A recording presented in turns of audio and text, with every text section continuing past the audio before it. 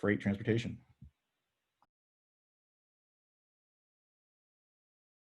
Good afternoon, everybody.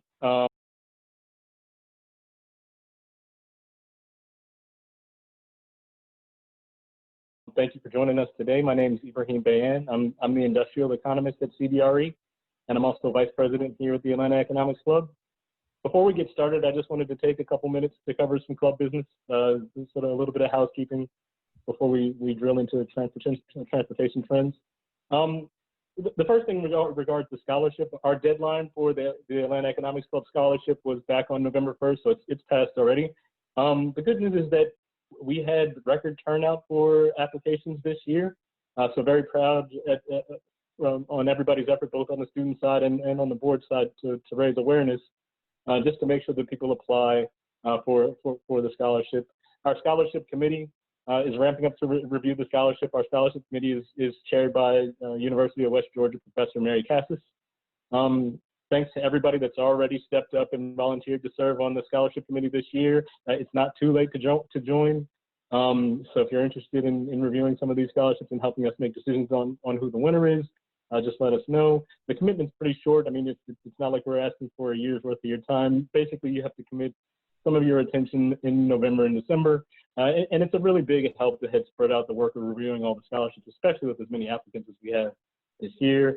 So either reach out through the webinar chat, or you can send us an email just to let us know that you're interested in that sort of thing. Another thing before we get started is I'd like to give just a big thank you to all of our corporate sponsors. Most of you guys probably know this, but we put individual memberships on pause for this season. You know, there's no membership fees for the 2020-2021 program. We didn't really feel right about collecting membership dues once we realized that, you know, we probably weren't having in-person events with the luncheons and things like that. And so we decided to waive membership fees for individuals. With that said, several of the corporate members, including the Atlanta Fed, Cox Automotive, Georgia Power, and the Atlanta Regional Commission, they all renewed their membership. This is pretty important. I mean, it helps to support our overhead as the AEC, so that we can continue to bring virtual events. I mean, you know, we run things as efficiently as possible, but there's still overhead for the website and for the Zoom webinar platform and things of that nature. So big thanks to all of our corporate members for your continued support. So now that that's all out of the way, I just wanted to welcome everybody to this month's webinar. You know, originally when we were thinking about the November webinar, the plan was to have like a broad discussion on transportation trends and look mode by mode to see, you know, what the trends were and how things were changing. Transportation is a pretty interesting industry to be around these days, especially now that the economy's sort of turned in a different direction. It's very different when the economy is growing at a very slow and steady pace.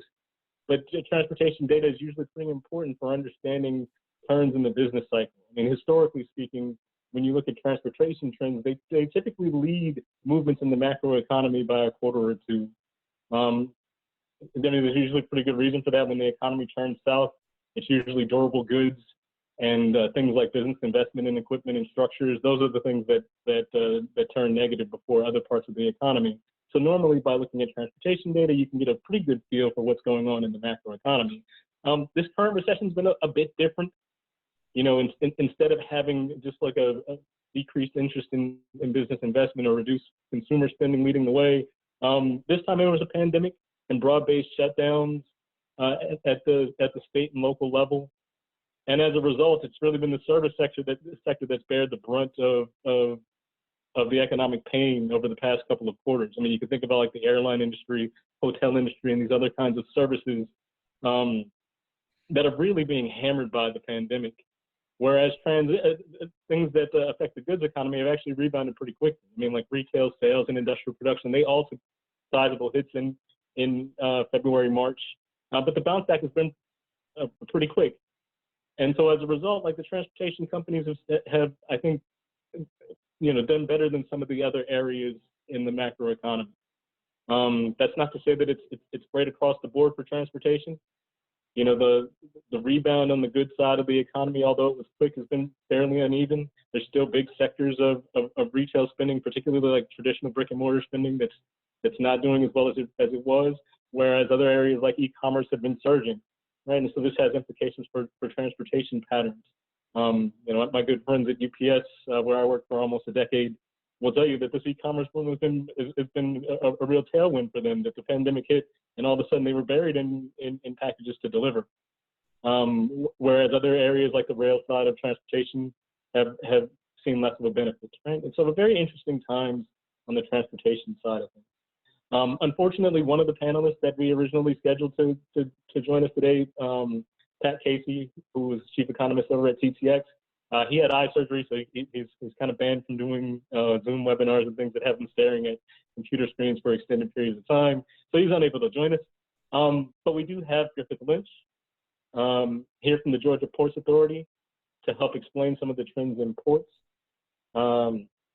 Griff Lynch is executive director of the Georgia Ports Authority, which employs over 1,000 people and operates strategic gateways serving the U.S. Southeast.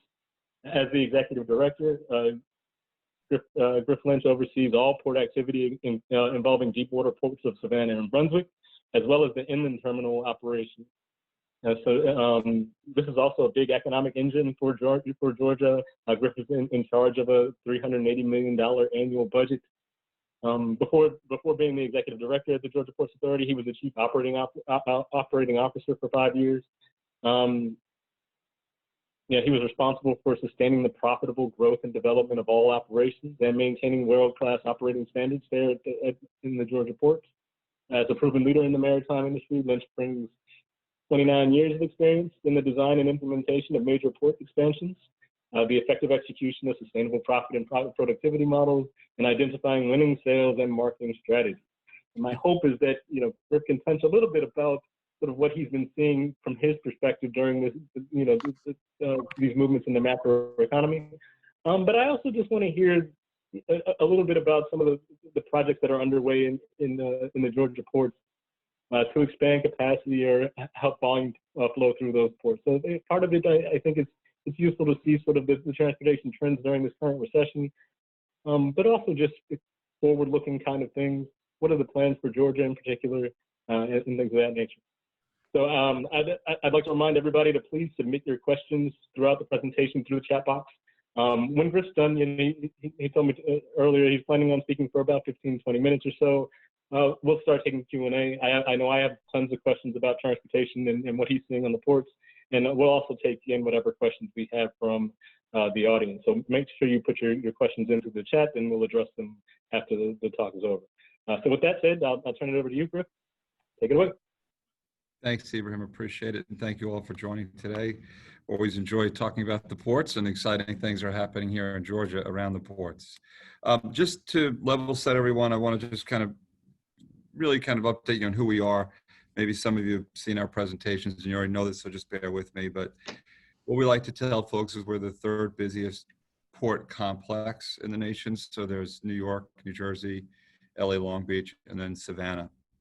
But a lot of people don't realize we have the single largest container terminal in the Western Hemisphere, all in one spot, just up the river from historic Savannah. So a really neat thing there.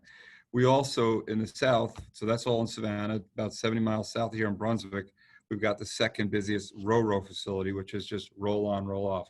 Heavy machinery units like Caterpillar, and then automobiles. That's what the roll on is. Bunch of different brands of automobiles.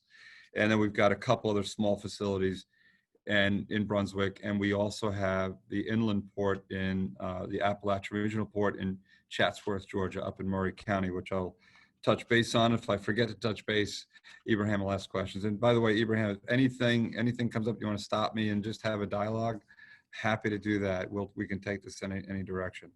One of the things that differentiates the ports from a lot of other ports in the nation is that we're an owner-operator port. So we're a port authority under the auspices of the state, but we're an authority. But we actually operate the Garden City terminal. So we have that 1,300 employees. We have crane operators, equipment operators, warehouse folks that are working forklifts, and we're loading trains and discharging trains, which makes it a lot of fun. It's a great, entity to be part of.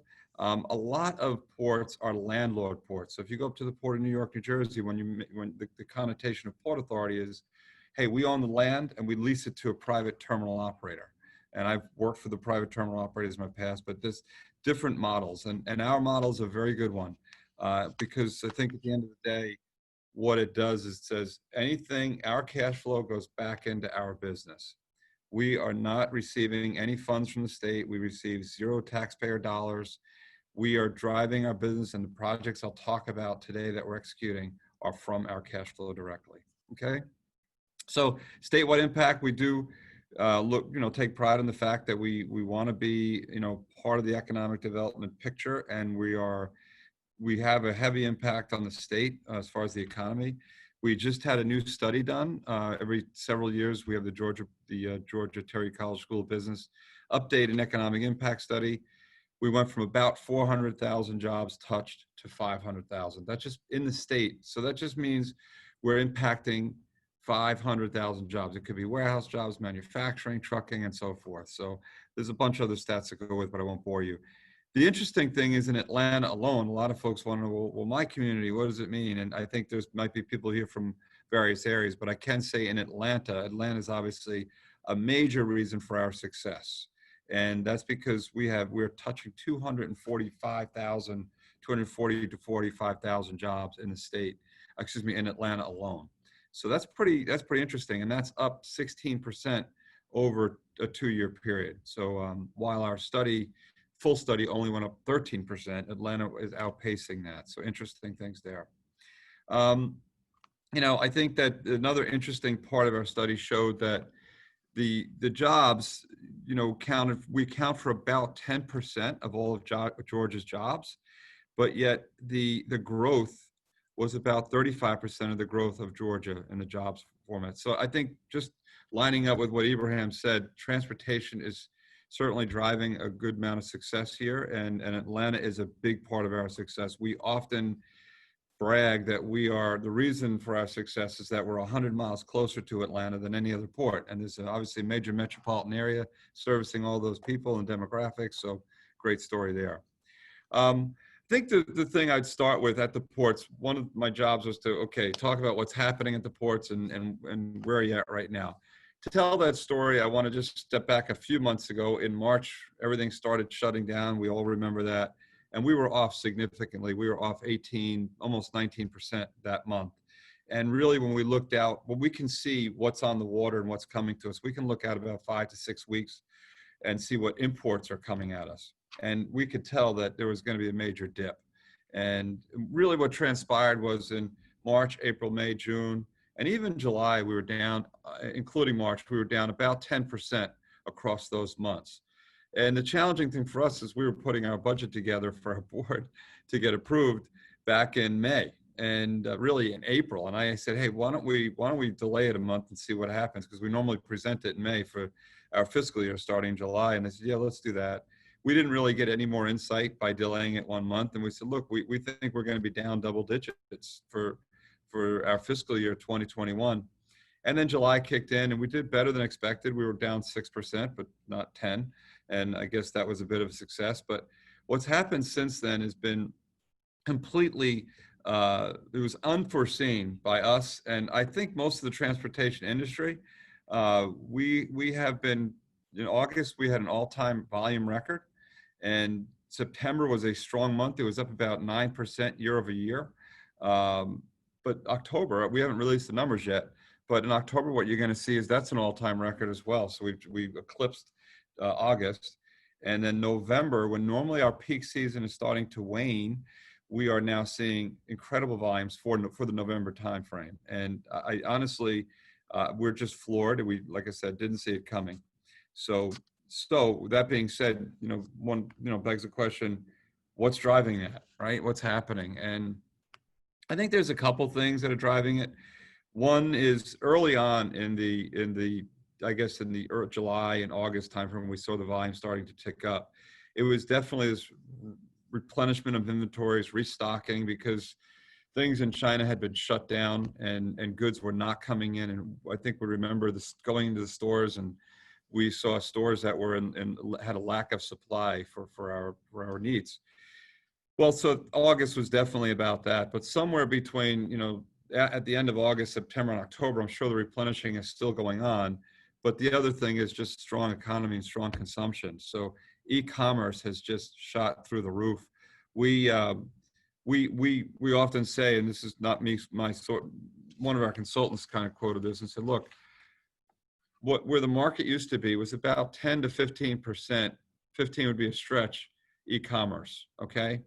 Today, we're over 30% e-commerce if you look at what we're buying and people in the stores versus staying at home. And I think as folks learn how to do that, there was always folks buying, but there are some now new folks in that market. And as they're doing it, they like it and they're not going back. So that's an interesting dynamic. But what it meant for the port is that we, for those that were servicing, had strong e-commerce accounts, we would benefit greatly. And Savannah is one of those. We have companies like Amazon coming through the ports, Walmart, who is heavily e-commerce now, Wayfair. I mean, so the list goes on, and that has driven our growth. Imports have skyrocketed. And so the other piece of that was home repair and home services and building an office in your house and doing all the things you may want to do to your house that you didn't do because you were taking vacation. So people said, oh, I'm going to be home, I'll fix up my house. And so we also have customers like Home Depot, a big customer of the state of Georgia, and Lowe's. So we're benefiting from all those things that are happening around us in our economy. And so those are some insights that we have, and that's what's driving it. How long will it go for? As a question I get all the time, how long do you see this going?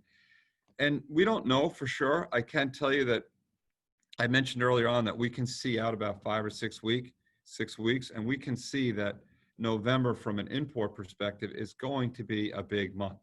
And that's a surprise, because typically you get into Thanksgiving, our peak season ends, the goods are here and they're moving out to the shelves for the Christmas holiday. So that's not really happening now. I mean, it's going beyond that. And a lot of the folks in industry are thinking, we're going to have this until probably the Lunar New Year, which is towards the end of January. And then nobody knows. There's a big question mark after that period of time. So we're definitely going to have a strong, 3 months as I look out. And I think, again, way ahead of budget right now, very surprised about it. We're enjoying it, every second of it. The other thing that's happening in our industry locally is that because everything's moved to e-commerce, and because folks and businesses got caught with saying, oh, shoot, we don't have enough inventory to cover this, there's a bit of a change. And the change, the expression used to be, as we all know, just in time delivery. And I had this discussion, I was on a panel a few months ago, and I said, look, the people we know are telling us it's shifting to just in case. And there are people on the phone that said, no way, that's not going to happen. It costs too much to grow your inventory. Well, it is happening. And what's happening is that we have customers, and GDED, I think, is part of this as well. They've done a great job. There is a lot of economic development activity in Savannah and in Georgia, where folks are desperately looking for additional warehouse space to increase and it's all about increasing inventory and to support the market today. And so you have the bricks and mortar distribution model, which has been around for a long time, and you've had the e-commerce start up. Well, now it's increasing and growing at an exponential pace very quickly. So those things are interesting. So we've gone from 4% vacancy, which is still low, and last quarter was just released, we're down to 2.4. Meanwhile, this year alone, we've had about 5 million square feet absorbed in the local market. And I think that's incredible. Right now, we have 9 million square feet. I say we loosely, it's not us, but it's the market around us, the developers. About 8.7 million square feet of industrial space and distribution space in Savannah alone. So that's not even speaking about Atlanta. Those numbers are probably massive. So I think it's just really amazing to see that. We never saw this coming. And other part of our business is autos, another sector that got hit really hard, much harder than the containers. One product that we handle is auto parts. So that dropped off. But handling the actual finished autos, whether they're import or export, essentially dried up. There was very little autos moving. We were down there was 1 month, I think we're down 60, 70% year over year. And that hurt. But I can tell you in September, we broke a record. We had the most autos, October, we had the most autos ever handled at the Georgia Ports Authority. And that's saying something because there are some accounts that don't call us right now. And so we've made up for that gap and then some. How long will that last? I don't know, but I can tell you into November, it still looks really strong. So that's an interesting aspect of what's happening. On the inland port side, I think, we'll talk about that, but that's just a terminology where we're extending our gates. So typically, traditionally, we took care of everything inside of our perimeter at the ports. Well, we said, you know what, let's reach out, let's develop an inland port that's going to be connected to Savannah via rail. And we'll essentially moving our gates closer to the inland customer. So we have the Appalachia Regional Port, which is a small rail facility where we load cargo that comes into our port onto the trains. And we're, in this case, partnering with CSX. They bring it up onto the train up to Murray County. We have employees, the Georgia Ports Authority employees, and a facility up there. We discharge a train and deliver it to customers or truckers that come and pick it up, and vice versa for exports. That has been a shining star in our portfolio. We're up with the facilities now a little over 2 years old, and I think last year we said we grew by 200%, and that was even during the pandemic. So it was really amazing when the Georgia Ports Authority, actually our annual number came in, our fiscal year came in at down 0.9. So any questions I'll be happy to answer. Then capital projects. Look, we have the SHEP project, the Savannah Harbor Expansion Program, is nearing completion. We're a little less than a year away from being done with, or about a year away from being done with that. It's 76% complete. We're deepening our river by 5 feet so that we can handle larger ships and deeper vessels. And that's really an Army Corps, it's a federal project. The other things we have going on is we've got some major berth work to enhance our capability to handle larger ships. And the biggest single project that we're looking at right now is we're going to build a new container terminal on the Savannah River, and we'll call it the Savannah Container Terminal. It's land that we own on Hutchinson Island. If you know Savannah and you're driving over the Talmadge Bridge, leaving the city of Savannah, you look to your left, that land right there is about a little over 200 acres. It'll be a 3 million TEU facility terminal when we're completed. And we hope to have that first phase open by 2026. We have to go through a whole permitting process, which will begin in late December, early January of this coming year. So really excited about that. And that's a major investment for us. That'll, when all said and done, we estimate that project will be somewhere in the neighborhood of about $1.8 to $2 billion when the facility is completely built out years from now. I think, just wrapping up, I'm open for questions, Ibrahim, and I know we might also have questions about our bridge. That's something I've talked about in the past, but I'll save it for some dialogue. Great, thanks. I wanted to touch a little bit about this kind of unexpected surge that you guys experienced in volume. I mean, I think you're absolutely right that it caught a lot of people off guard how quickly the volume returned and how strong it came back. And I was wondering whether or not you've run into any bottlenecks instead of processing all that volume as it comes in. I mean, just coming through the port itself, or are you having a hard time finding truckers? I know recently you're starting to hear murmurs of trucking shortage again. Yeah. And just what are the biggest bottlenecks that you're seeing? No, I think that's a great question. It really hits to the heart of the matter. There, first of all, it puts this in perspective for you. Even today, yesterday, I read an article. I'm going to shift out to LA Long Beach for a second. The Port of LA Long Beach doing a great job. They're trying to be more transparent and share information with their customers. They just shared the fact that this coming week they had 100,000 imports inbound for the week. Next week was 130,000, and the week next, we're talking near Thanksgiving, okay, 183,000. I mean, so here we are. And I was just mentioning, by then normally the peak season is long over. You're wrapping up, and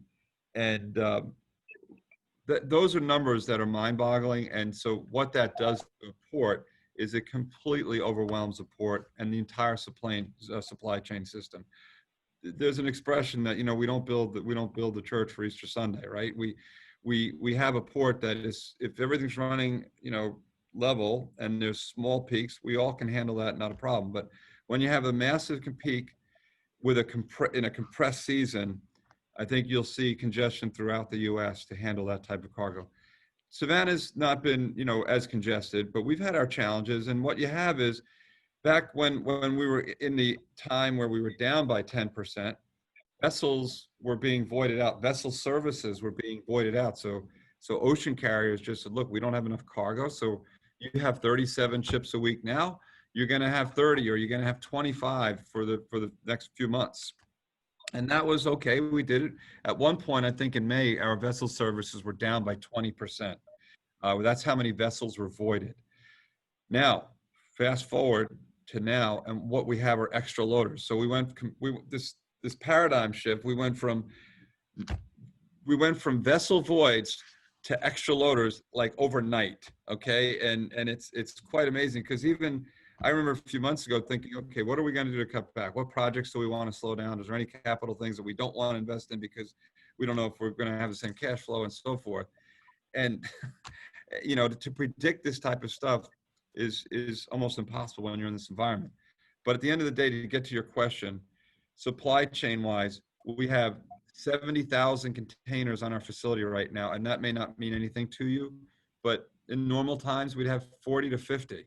Okay, and the reason we have all those containers is because it's not necessarily there's not enough truckers for the international moves, but there's not enough warehouse space to process all of the containers.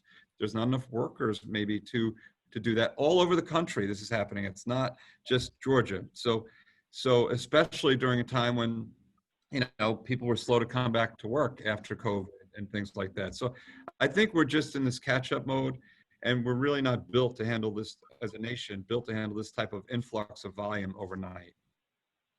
I mean, I would agree. Like, it's one of the things that I pay attention to now at my current job, where I look at warehousing trends. It's just sort of like how much warehousing space is available. And I mean, you'd be stunned at sort of how low the vacancy rates have gotten, how little available space there is, especially around these port cities. Like, I mean, it's you can certainly tell it in the data that they're running out of places to put the stuff once it gets in from overseas, and it's a fascinating kind of dynamic to the other thing mention. And the other thing that's quite amazing is what we're hearing is that back at the origin ports in Asia, because this is all about an import season. Exports are not great right now. They're not really bad, but they're not where we have had in the past. And so what's happening though is the ocean carrier, there's such demand in Asia to load imports onto ships into the US. There's not enough equipment. There's not enough containers to support it. So there are times, which is, again, mind-blowing to me, where ocean carriers are saying, I don't want the export. I want to get this empty back on the ship so I can get the empty back to Asia and get it loaded again. Because when you think about ocean freight rates, the export is generating very little revenue for the carrier. It's very cheap to move a container from Savannah to Shanghai. The import rates have gone through the roof. They're probably up more than 100%, maybe 200% in the last few months because of the demand that exists. So you have many dynamics when you talk about congestion, supply chain issues, and this next one that we're seeing now is equipment availability, which are the equipment is either leased or owned by the ocean carrier. It's sort of a follow-up question. You mentioned earlier that there's been about like 9 million square feet of industrial warehousing space absorbed in the greater Savannah area alone. Was that space already there? Has there been like a lot of new construction? Are you seeing construction activity pick up? I can partially comment on this also, but yes. Yeah. I think to put that in perspective, I want to say 4 years. If you go back 4 or 5 years ago, we probably had about 45 million square feet of distribution warehouse space in this immediate region within, let's say, 20, 25 miles. Today, that number is over 80 million square feet.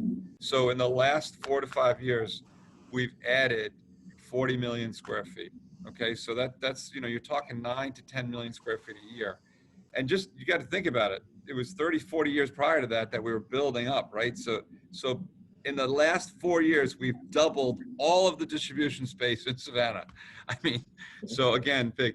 And so the 8 million I was talking about is space that's being built. Some of that is spec space and some is space that's spoken for. But it just shows you that trend continues, and a lot of that is being absorbed before it's completed. That's fact. We have several large customers that are using the port and looking to expand their capability. and capacity on the warehouse side. So they're visiting with us. Look, I mean, they're not deciding on the Georgia ports. They're actually saying, hey, I want to meet with this developer or this one. There's several sites that folks have to choose from. And that's really the developers who are doing a great job as well. Yeah, I mean, I would just add that it's part of a broader trend just in general that in the construction of warehousing space over the past several years, it's just been, I mean, it's been unprecedented would be a good word for it. As the companies just can't seem to fill up the space fast enough. I mean, build the space fast enough to fill it up. But particularly again for the ports, like close access to port is one of the big selling points for warehousing space. If you have close access to ports, it's a big plus for the amount of rent you can charge and things of that nature.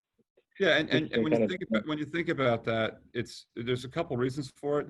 You've cited several.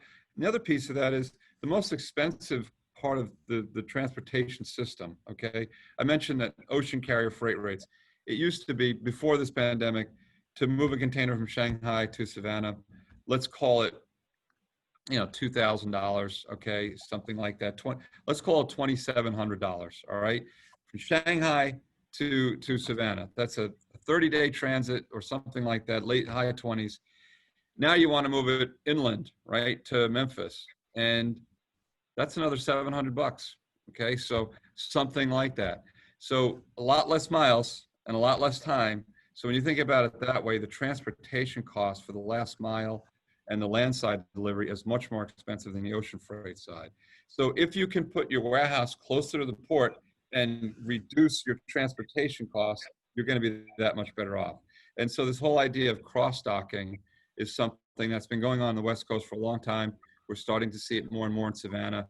And that is, instead of sending your goods, 400 miles from here and then distributing them, let's send them 5 miles from here and distribute it from there, right? So you eliminate some level of transportation costs if you can do that. Sure. So I wanted to go back to sort of the, where you guys look like you're going to end up for 2020. I think when it's all said and done, 2020 is probably going to be a pretty good year for port volumes here, which, considering the fact that there was a global pandemic in the middle of it, is pretty impressive. But I think lost in all of this is just the fact that the trade wasn't doing that well in the economy before the pandemic. Like there was ever since the ramp up in the trade war with China, trade volumes across the country have just been a bit difficult. But I noticed that the Georgia ports really bucked that trend quite a bit. Like 2019 was a pretty good year for you guys, even though trade overall wasn't great. So my question is, how do you guys do it? And are there any secrets as to what it is that's making you guys sort of succeed in the face of some of these headwinds? That's a good question. I mean, through February of last year, before the pandemic, we were on a record, and we were going to have another record year for the Georgia ports. That's, I mean, undeniable. We were up, I don't know if it was 5 or 6%, whatever it was, and we came in at 0.9% down. So we're flat year over year. This year, I'd say with the tough July we had, we're probably right now up about 3 or 4%. And that's a really good question. And I said that after January, there's this drop off, nobody knows. And so I think, for us, we think now with the trend we have, if we can get another 3 months under our belt, 3 successful months, we think we're going to have enough steam to go, get across the finish line up year over year. I don't think it's going to be a blowout year, but I do think it's going to be a record year for the Georgia ports. And then, you sit there and say, why are we bucking the trend? I think a lot of that has to do with the demographics of the Southeast, #1 state in which to do business. We're seeing a lot of folks move their businesses out of the Northeast, out of the West, come to Georgia. And, again, it speaks to the Georgia Assembly, to our governor, to getting the state back open and showing folks that we're here, we're ready. And that has helped us avoid some of the downfall that the other ports. The stories I'm telling you now about our growth are not being felt in every port. I can tell you, if you go up and down the East Coast, there are some doing well and some still doing pretty poorly. I mentioned the West Coast is exploding. They are, because they're the closest to Asia. So Asia's exploding, West Coast is going to enjoy that. So I think that a lot of it has to do, there's a lot of differentiators in Georgia. I mentioned Atlanta, I mentioned government, I mentioned our #1 state to do business. We got a great model here at the Georgia ports. And we just want to keep exploiting that and not forget where we came from in order to continue to enjoy these things. You know, we want to make it easy to do business with us, and that's our goal. So I've got a couple questions from the audience. One question is just wondering, how can companies benefit from the inland ports, and what's the economic development competitive advantage Oh, I mean, using the inland ports? that's a great question. And on the inland ports, let me just say, not to forget about your question, but we are looking at several other locations. Some may be GPA products and some may not. But definitely one that we're looking at is up in Northeast Georgia, up in Hall County. We have the land, we own the land, it's permitted, and we're designing that now. So the first facility we built, the ARP in Chatsworth, Georgia, we built that with the whole idea that we wanted to have economic development come up around it. This is a county that was a tier 1 county that was needing additional jobs and looking for growth, economic growth. And it was a partnership with the state of Georgia, with the county itself. So everybody kind of chipped in to get this thing started. And what we've seen is how do we, great examples and models is we have GE Appliances open their doors. They built a brand new distribution facility. I want to say 650,000 square feet, a mile down the same road from the ARP. They wouldn't have gone there had we not built that. And with that, they brought in hundreds of jobs and investment in an area that didn't have those jobs. And they're using that to deliver appliances, white goods throughout the Southeast. We have an exporter that's opening a small operation a quarter of a mile the other way up the road. We've got other things happening. So what these inland ports do is they create a distribution model that did not exist before. And in a time when you mentioned truckers and challenges that might have on the workforce development side in the trucking industry, it's all rail. It's not reliant upon trucking on a 370-mile drive. Plus, I know that most of us get on the highway, don't want to be sitting next to a truck. So we're taking trucks off the road, and that's good from a safety aspect. It's also good from a sustainability perspective. So a lot of good things. But back to the question of economic development, there are site selectors and businesses that are always looking, and we're not always inside every decision and loop, but we often get called in, and we certainly make the sell that, hey, this is a great place to be. That port was picked because there was land around it to develop. It was close to Tennessee. It was, not far from some key areas in Georgia, the carpet capital of the world. And so those are customers now of the port. And quite frankly, when we went into that model, we did not anticipate this kind of growth. We were going to do a partnership with CSX where they would be using our terminal for domestic. But in the time that we started to build it to finishing it, their whole operating model changed, and they said, "Hey, we're out. We're not going to be using this." And we said, "Wait a second, you're leaving us hanging." But at the end of the day, we've backfilled it and then some. Now, did the rail from the port to the inland port location in Chatsworth already exist, or? I'm sorry, could you repeat that, Ibrahim? Did the rail from the port to the inland port location in Chatsworth already exist? Oh yeah, the rail was there. It was a CSX line, but there was no terminal there. So there's a main line that goes, and that's the key with inland port. You have to build it where the main line is, and where you can have you can have an offshoot of the main line. And so anytime we're looking for these, there's other types of inland ports. You can have inland depots for trucking and handoffs there, but when we talk specifically about this, it's about rail connectivity, and the area that we're talking about in Northeast Georgia is the same thing. It's a Norfolk Southern product where we're right on a main line as well. So we know there's going to be strong delivery and connectivity to the Savannah port. So I wanted to shift gears a little bit and look a little bit more forward-looking, I guess. You brought up when you were talking a little bit about what to expect going forward now that you've kind of experienced this surge over the past couple of months. And there are a couple, I think, pretty key tailwinds working in your favor. One is, this idea of e-commerce, and that most of the surge, at least some of the surge that occurred, is probably going to stay there, and that consumers are going to continue to buy things once they get used to buying things online. The other is this idea of moving from just-in-time to just-in-case kind of inventory, which I think helps port volumes. The other thing I wanted to touch on was just this idea of diversifying supply chains away from China. Like when you think about the global trade environment as it relates to the U.S., the U.S. has been kind of hit with back-to-back shocks on the trade front. You had the trade conflict with China, which disrupted things, and then you had sort of the disruptions coming from the pandemic. Yeah.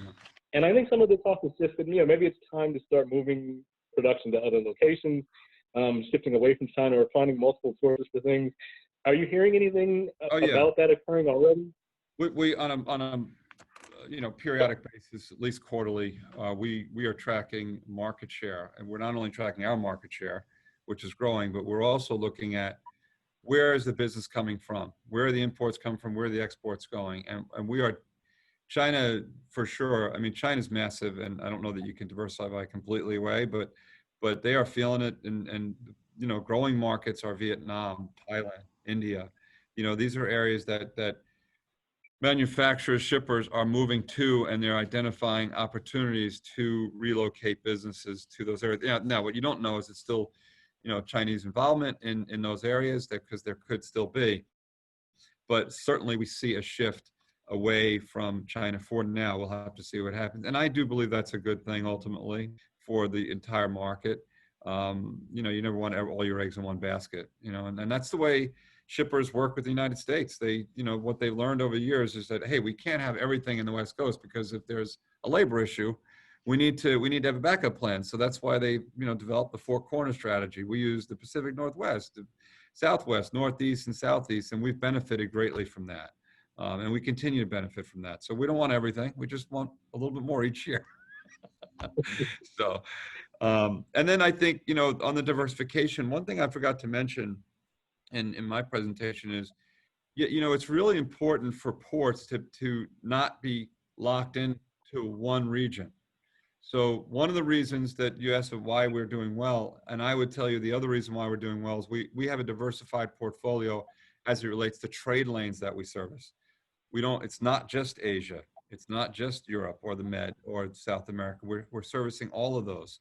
As a matter of fact, the UN Center for Trade and Development, every year they rate 960 ports and the connectivity of those ports. And Savannah goes back and forth with New York as the number 1 or number 2 most connected port in the United States, believe it or not. And the reason we are is because we're servicing all the trade lanes. We're in the Southeast, we're servicing Northeast Asia, Southeast Asia, again, South America, the Med. Africa is another growing market. So those are all places, and whereas when you think about West Coast, they are kind of really just Asia-centric. So if Asia takes a big, strong hurt, the West Coast is going to hurt. We all took a hit over those few months, but we were hit less because of that because being a connected port. So a couple more questions from the audience. One is, what are the advantages of Savannah and Brunswick for moving freight off the terminal property? Just thinking of the improvements, Mesa Mega Rail, the Jimmy Deloche Parkway, and the other kind of transportation improvements. Yeah, great. Another great question. So this morning we had a meeting. One of our largest export customers was here. I won't say the name, but they're based in Atlanta, and their first name is in Georgia. Okay. So anyway, we were talking about the future and what does the future bring for them, and what would they like to see. There's a project we have that's called the PCS property. It's 145 acres we bought. It's contiguous to our current terminal, but it's in the back up by Route 21, for those of you who know Savannah. And the reason we purchased this property is ultimately we want to have a call-out yard. And why is that important? This is the same thing as the mega rail. The key with keeping ports operational and fluid is moving the cargo through the port. This is the most expensive real estate. We don't want cargo sitting here because we want to work the next ship, load the ships, and keep everything moving.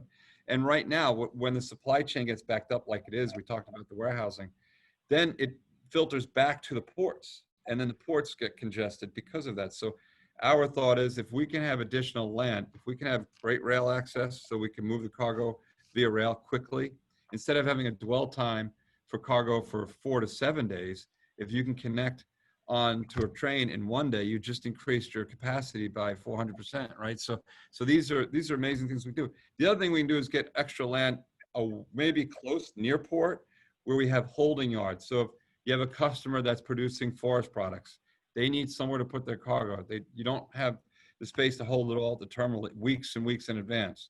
okay, bring it to our holding yard. We'll store it for you. And then, by the way, we'll take care of connecting it to the ship at the appropriate time. And that's just a value added service that I think we ultimately want to be in that sphere.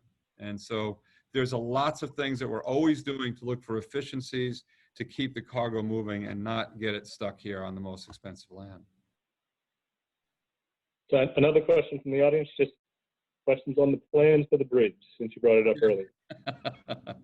The bridge is a tough one, and it's something we have to address. I mean, you know, often we never want to admit where our Achilles heel is, but for Savannah, now that we have the dredging, you know, taken care of, we have a situation with the bridge that is our bridge at low waters, about 185, 186 feet of air draft.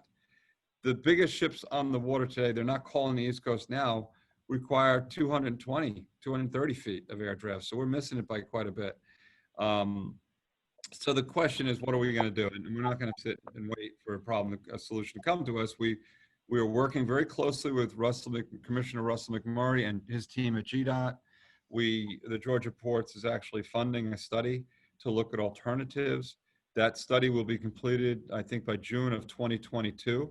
And we'll see, you know, we started with 15 alternatives. They've got it down to 4 alternatives. And by the end of this study, we'll have it to 1, and they'll have that alternative 30% designed and some cost estimates. So this way we can go out and start talking about it with the General Assembly and the governor and say, hey, you know, we got to take a look at this. We're not there yet. We're not ready to do that. We want to get all of our ducks in a row and make sure we have our messaging complete. We understand when we think those big ships will come. Right now, we're fine. We've not turned away any ships to speak of. The largest ship calling us is a 15,000 TEU ship, which is amazing.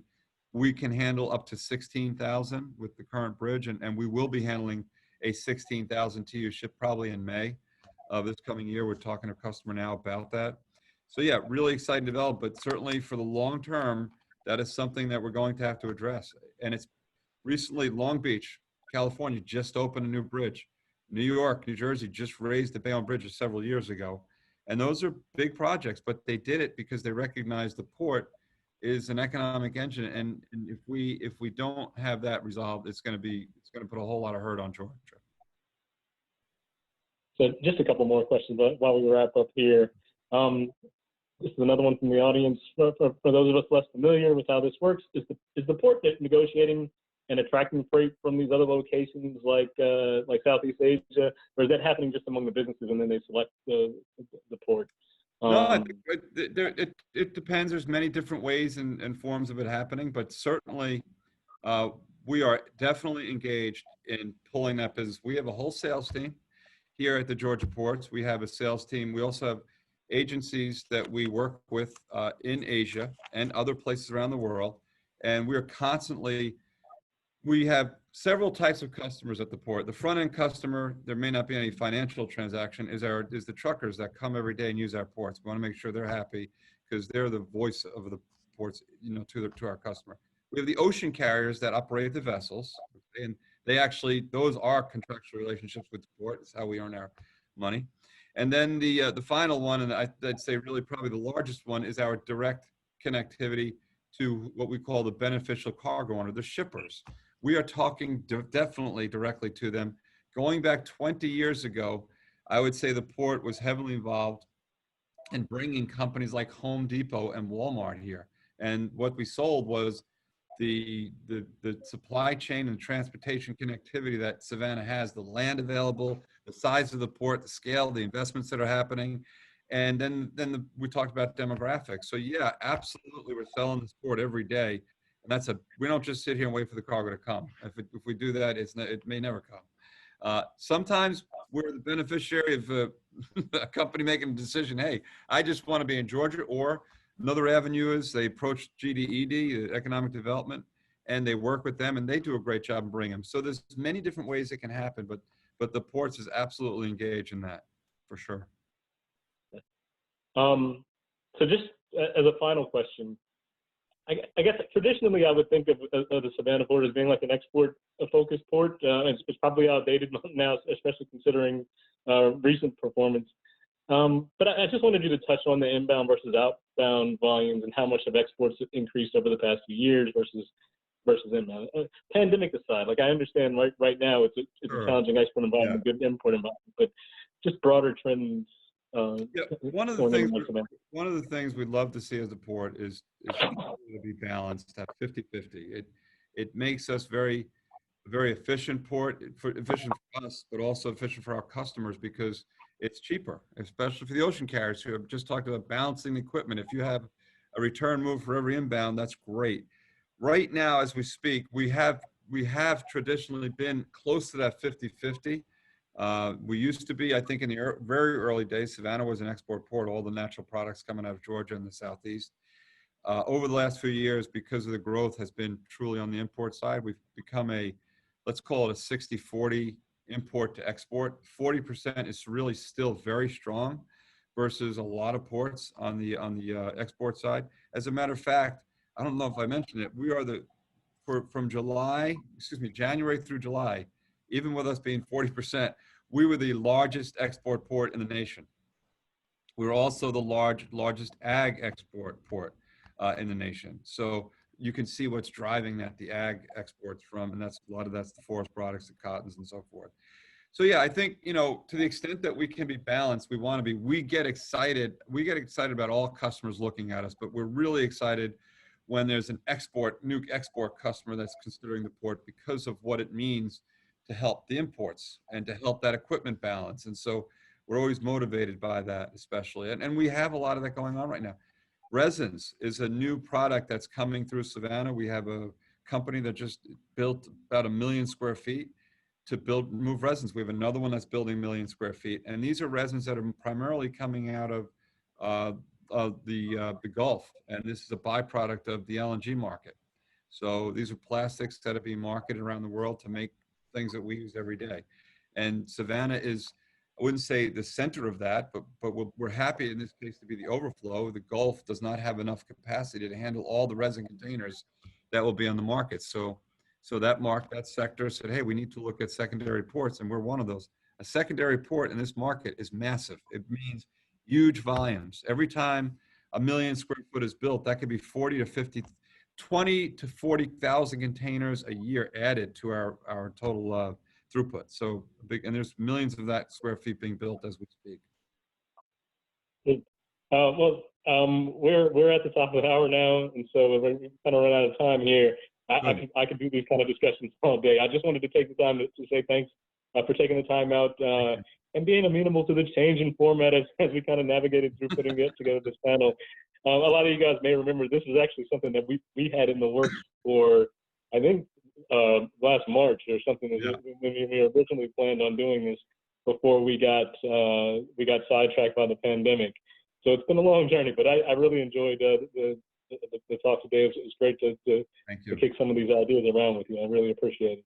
Thanks so much, Ibrahim. It's a pleasure to be with you and the whole team today. Just before we close, a couple more pieces of club business. The next event we have is scheduled for December 16th. It's going to be at our regular start time. This is, for those of you that have been going to these events for a while, the Tuesday at 1 is a little bit out of the norm for us. We wanted to respect Veterans Day, which is tomorrow, so we changed the day. So we'll be back to our regular start time Wednesday at noon. It's going to focus on the impact COVID-19 has had on state and federal budgets. The next event is going to feature Laura Wheeler, who's the Associate Director for State and Local Finance at Georgia State, and Mark Goldwyn, who's the Senior Vice President and Senior Policy Director at the Committee for a Responsible Federal Budget. So make plans to join us for that. Thank you guys all for attending today. Stay safe out there and continue to practice social distancing so that one day we'll be able to do these things in person again.